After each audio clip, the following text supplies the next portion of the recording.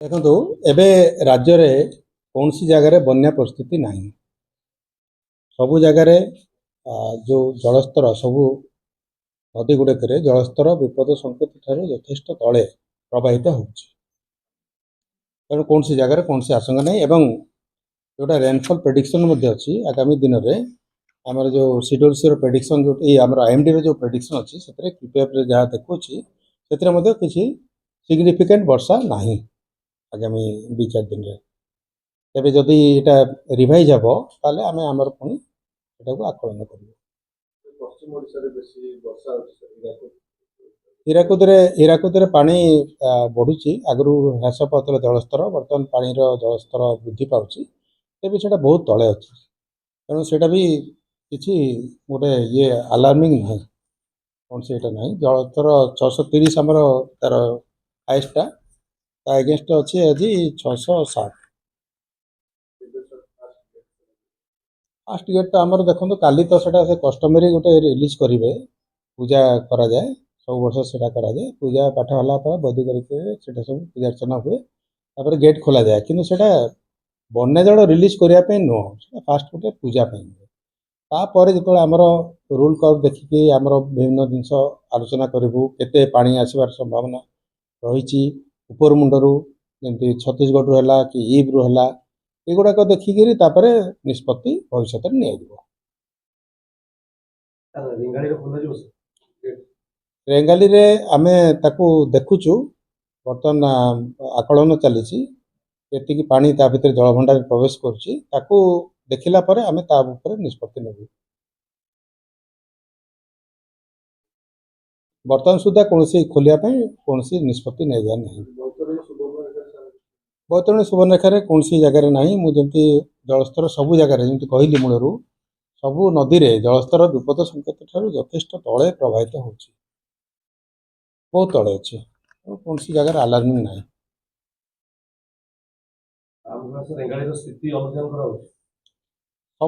ସବୁ ଜଳଭଣ୍ଡାରରେ ଆମେ ସ୍ଥିତି ଅନୁଧ୍ୟାନ କରୁ। ଆମର ଯେତିକି ଅଛି, ଯେତେ ଜଳଭଣ୍ଡାର ବୃହତ ଆଉ ମଧ୍ୟମ ଅଛି, ତାର ଆମେ ରିଏଲ୍ ଟାଇମ୍ ବେସିସ୍ରେ ଆମେ ତାର ଘଣ୍ଟା ଆମେ ତାର ସ୍ଥିତି ନେଇକିରି ତାକୁ ଅନୁମାନ କରୁ, ଆକଳନ କରୁ। କ'ଣ ଯଦି ଦରକାର ହେବ, ଯାହା ଷ୍ଟେପ୍ ଦରକାର ହେବ ଆମେ ତାର ନିଶ୍ଚିତ ଭାବେ କଲମା ଗେଟ୍ ଖୋଲିଲେ ବି ଆମର ଯେତିକି ଅଛି, ମୁଁ ଯଦି ଆପଣଙ୍କୁ କହିଲି ଜଳସ୍ତର ବଢ଼ୁଛି, ତେବେ ସେ ଜଳସ୍ତର କେତେ ରହିବ ଆଗାମୀ ଦିନରେ ତାର ଆକଳନ ଯଦି ଆମର ଆବଶ୍ୟକ ପଡ଼ିଲେ ଆମେ ମାନେ ଗେଟ୍ ଖୋଲିବୁ। କିନ୍ତୁ ବର୍ତ୍ତମାନ ଗେଟ୍ ବନ୍ୟା ଜଳ ନିଷ୍କାସନ ପାଇଁ ଗେଟ୍ ଖୋଲିବା ପରିସ୍ଥିତି ଉପୁଜି ନାହିଁ। ଜଳସ୍ତର ବଢ଼ିବ।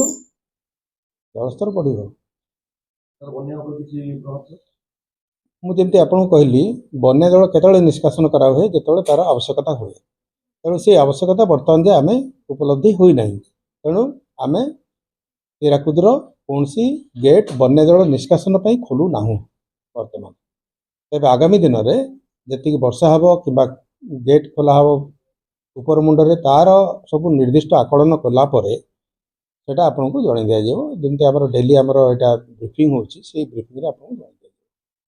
ଦକ୍ଷିଣ ଓଡ଼ିଶାରେ ବର୍ଷା ଲାଗିଛି। ନାଇଁ, ସେଠି ବି ମୁଁ ଆପଣଙ୍କୁ ଯେମିତି କହିଲି, ମୁଁ ଦକ୍ଷିଣ ମାନେ ଯଦି ପାର୍ଟିକୁଲାରଲି ଆମେ ଦକ୍ଷିଣ ଓଡ଼ିଶା କଥା କହିବା, ଦକ୍ଷିଣ ଓଡ଼ିଶାରେ ଆମର ଅଛି ଇନ୍ଦ୍ରାବତୀ ଅଛି, କୋଲାବ ଅଛି, ଏଗୁଡ଼ା ସବୁ ବେସିନ୍ ଗୁଡ଼ାକ ଅଛି। ଆପଣଙ୍କୁ କହି ରଖେ, ଯେମିତି ଋଷିକୂଲ୍ୟାରେ ଆମେ ପୁରୁଷୋତ୍ତମପୁରରେ ସତର୍କ ସୂଚନା ହେଲା ଆପଣ 15.84, ସେଥିରେ ଅଛି 11.48 ମିଟର ଅଛି। ତେଣୁ ବର୍ତ୍ତମାନ ସେଇଟା 5 ମିଟର ତଳେ ପ୍ରବାହିତ ହେଉଛି, ତେଣୁ କିଛି ଅସୁବିଧା ନାହିଁ।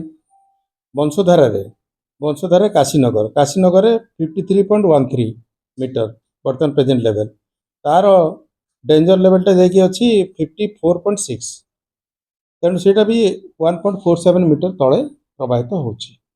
ତେବେ ଆଗାମୀ ଦିନରେ ମୁଁ ଯେମିତି ଆପଣଙ୍କୁ କହିଲି, ବର୍ଷାର ପରିମାଣ, ବର୍ଷା କେତେ ଦୂର ଫ୍ଲଡ଼ରେ ତାକୁ ଟ୍ରାନ୍ସଲେଟ୍ ହେଉଛି, ତାକୁ ଦେଖିକିରି ଆମେ ତାକୁ ସତର୍କ ଦୃଷ୍ଟି ଆମ ସବୁଠି ଅଛି ଏବଂ ଆପଣଙ୍କୁ ପରବର୍ତ୍ତୀ ସମୟରେ ମଧ୍ୟ ଆମେ ଜଣାଇଦେବୁ।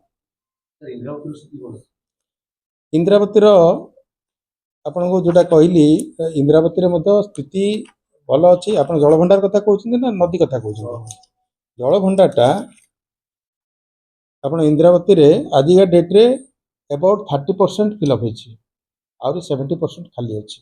ଯଦି ଲେଭେଲ୍ ଦେଖିବା, ଜଳସ୍ତର ଯଦି ଦେଖିବା, रिजर्वर लेवल है 642 मीटर आमर 631.4 मीटर अच्छी तेणु पाखापाखि 10 मीटर उपरे तले अच्छी 10 मीटर तले अच्छी माने मैक्सिमम लेवल ठारू आगामी मास में कौन वर्षा परिमाण मास आम से करूँ से आईएमडी करे आईएमडी तार जो फोरकास्ट दिए ताकू बेस करके आम जो आम सतर्क जो सतर्कतामूलक स्टेप नेवा कथा आम नौ तो आईएमडी जोटा आम पाखे अच्छी नेक्स्ट सप्ताह अच्छी से विशेष वर्षार सूचना ना यूपीएफ जोटा यूपीएफ अच्छी